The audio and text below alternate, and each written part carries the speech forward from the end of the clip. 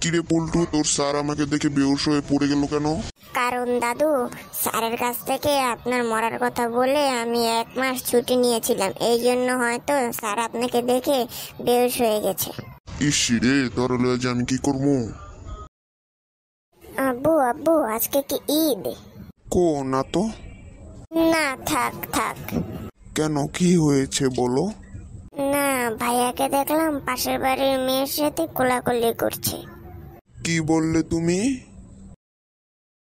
বলো তো পল্টু, আমার সাথে সাথে লেখাপড়া করে যে গাড়িতে চড়ে সে।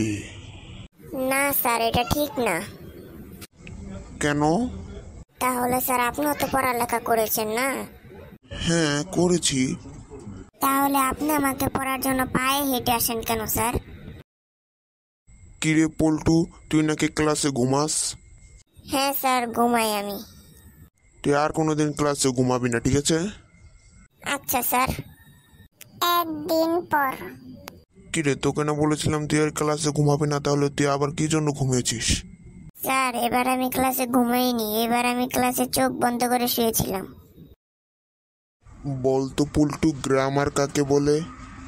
স্যার, এটা তো খুব সহজ, যারা গ্রামে থাকে তাদেরকেই গ্রামার বলে।